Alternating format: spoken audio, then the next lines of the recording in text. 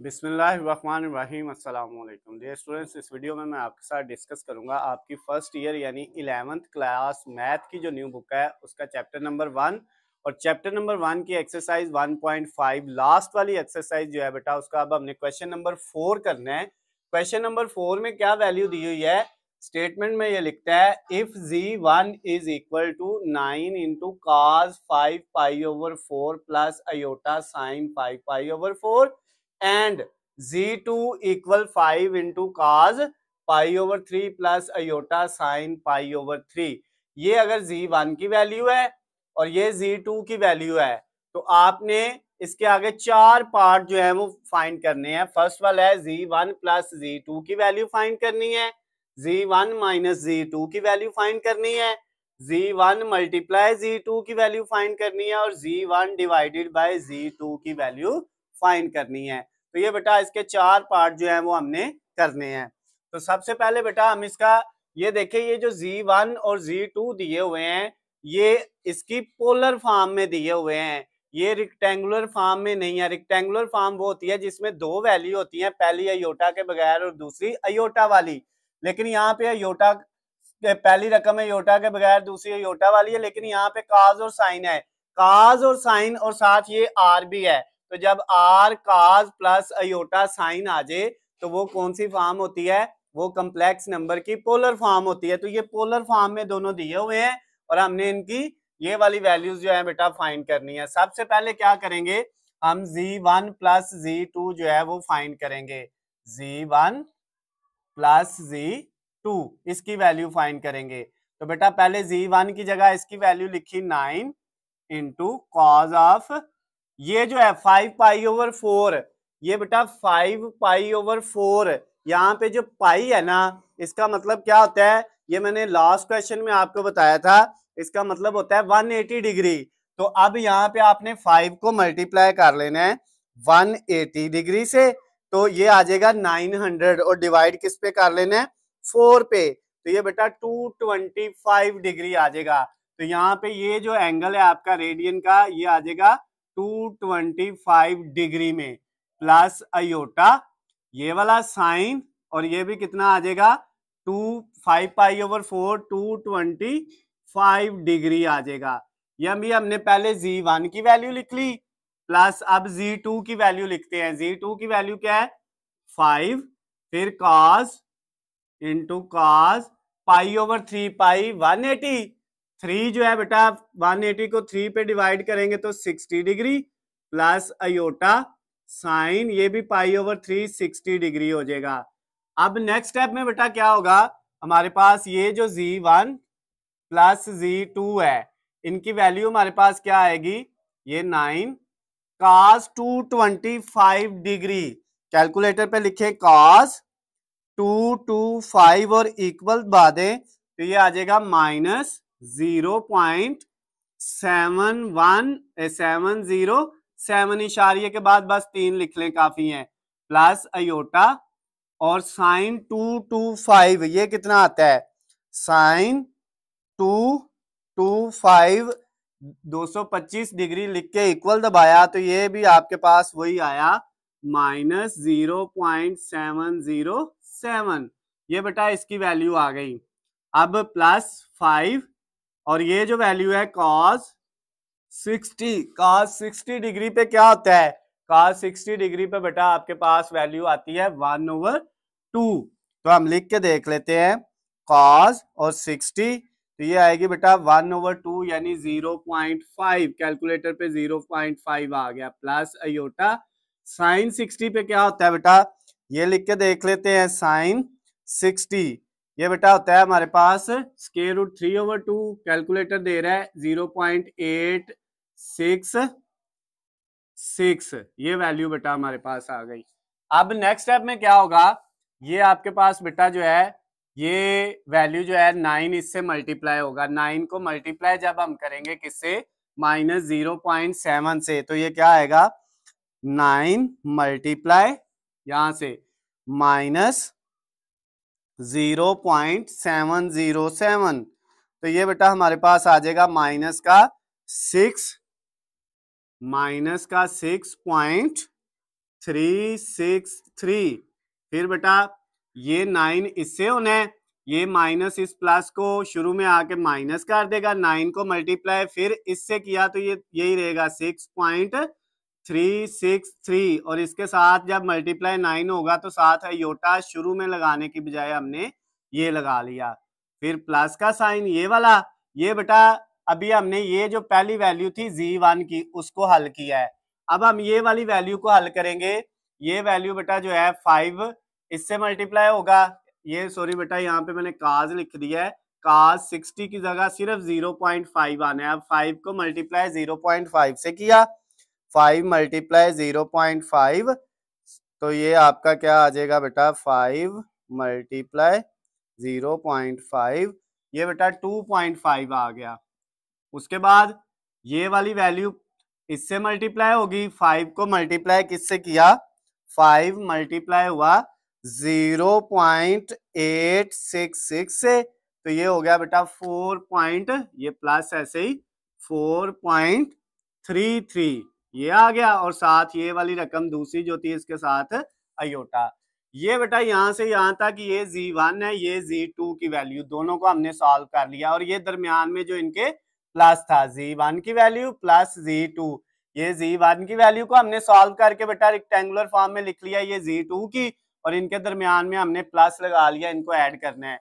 अब ऐड जब करेंगे बेटा तो ये देखे ये रकम अयोटा के बगैर है और ये भी अयोटा के बगैर है, इन दोनों को आपस में प्लस कर लेंगे। क्या आएगा, पहले लिखा -6.363 ये, और ये है प्लस, फिर लिखा प्लस 2.5, तो ये बेटा हमारे पास आ गया -3.863। इन दोनों को सॉल्व करके ये आ गया।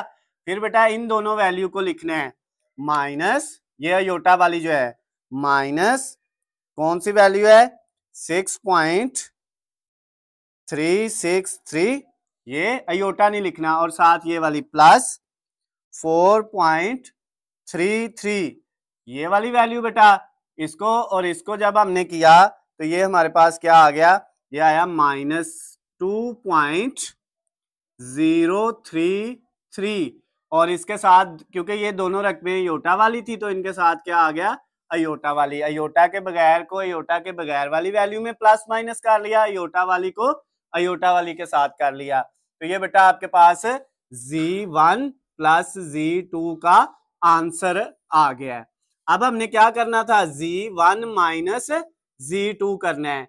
तो अब बेटा पहले z1 की वैल्यू लिखेंगे, z1 की जगह ये वाली वैल्यू आनी है, और फिर z2 की वैल्यू लिखेंगे, दरमियान में क्या आएगा माइनस। तो अब बेटा z1 की वैल्यू थी 9 into cos of 5 pi over 4 plus iota sine 5 pi over 4, और इसके साथ ये आपकी z1 की वैल्यू है इतनी, और दरमियान में माइनस ये वाला, फिर z2 की वैल्यू वो है 5 इंटू कॉज पाई over 3 plus iota sine pi over 3।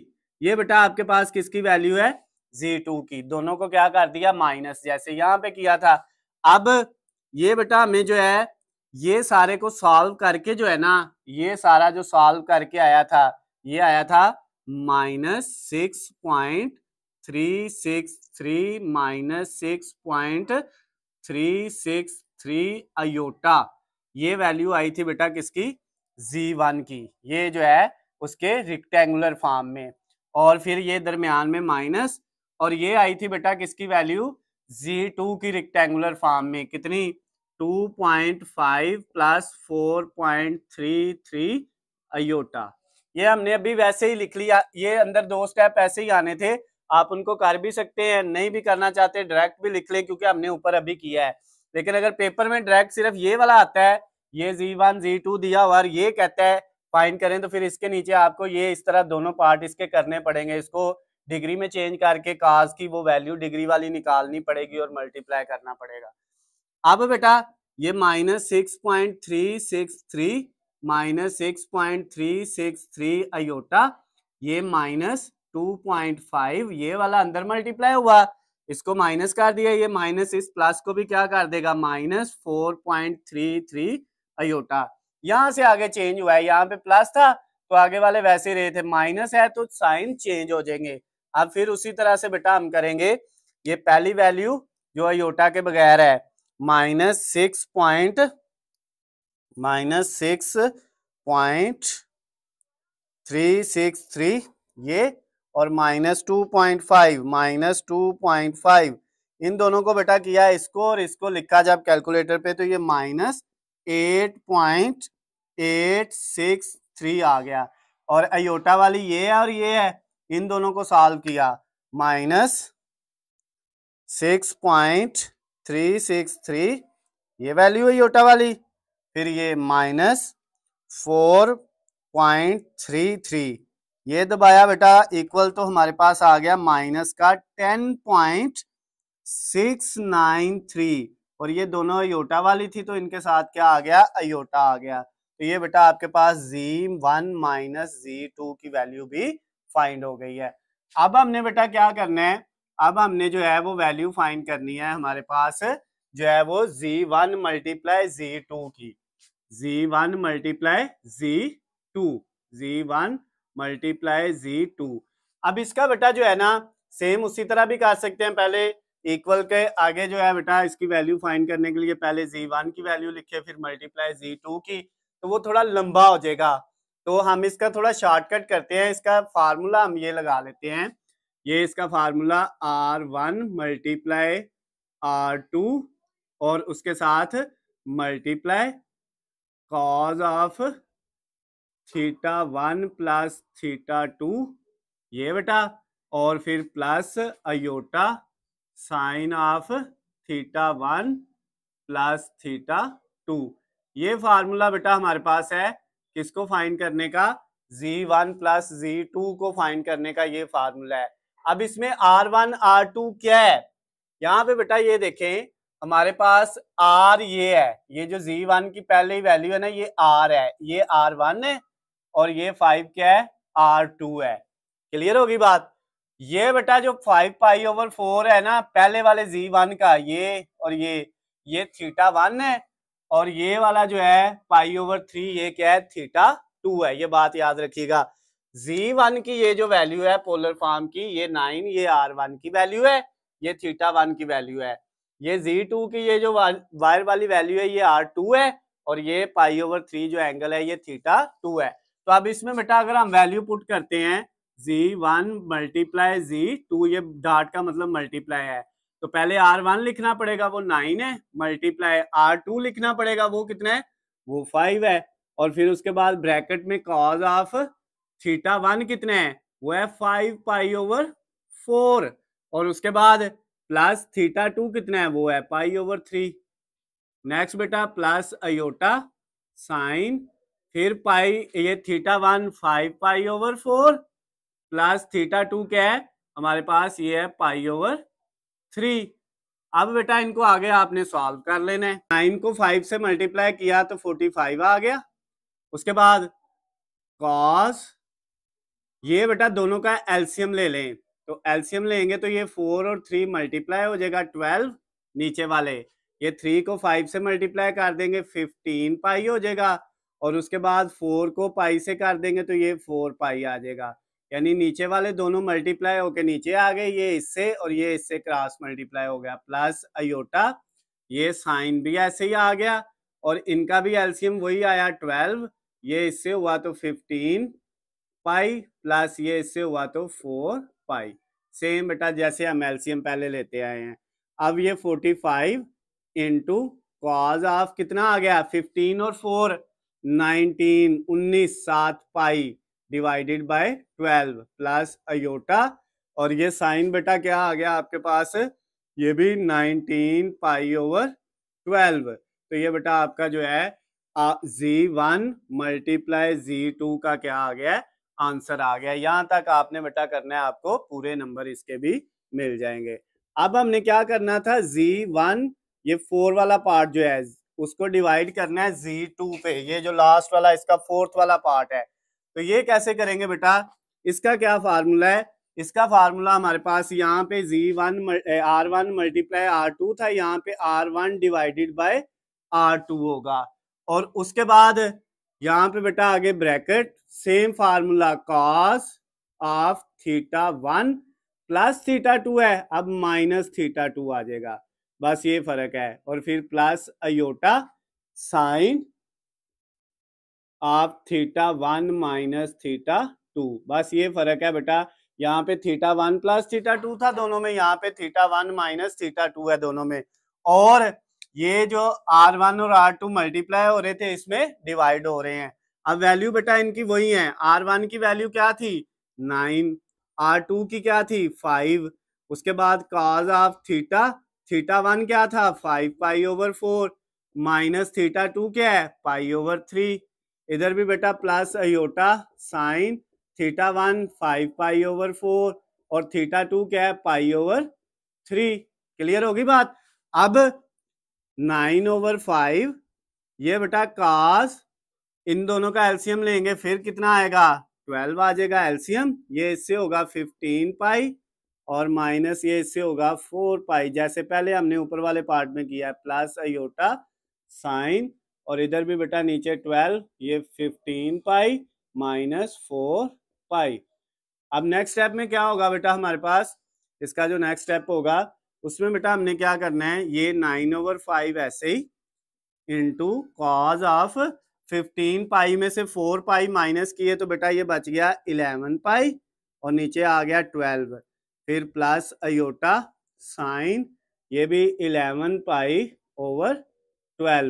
तो ये बेटा आपके पास जो क्वेश्चन नंबर 4 था उसका चौथा लास्ट वाला जो पार्ट था वो भी क्या हो गया है, कंप्लीट हो गया है। Z1 डिवाइडेड बाय Z2, ये बेटा इसका आंसर भी हमने फाइंड कर लिया है। तो बेटा आपके इस क्वेश्चन नंबर 4 में अगर आपको किसी भी पॉइंट से किसी भी जगह से कोई चीज़ समझ ना आई हो तो नीचे स्क्रीन पे आपको मेरा नंबर नज़र आ रहा है, आप मुझे कॉल करके मैसेज करके या कमेंट्स में भी मुझसे पूछ सकते हैं। वीडियो पसंद आती है तो बेटा इसको ज़्यादा से ज़्यादा लाइक और शेयर करना है, चैनल को सब्सक्राइब कर लेना ताकि आपको हमारी आने वाली तमाम नई वीडियो अपडेट बआसानी मिल सके। अल्लाह हाफिज़, खुश रहें।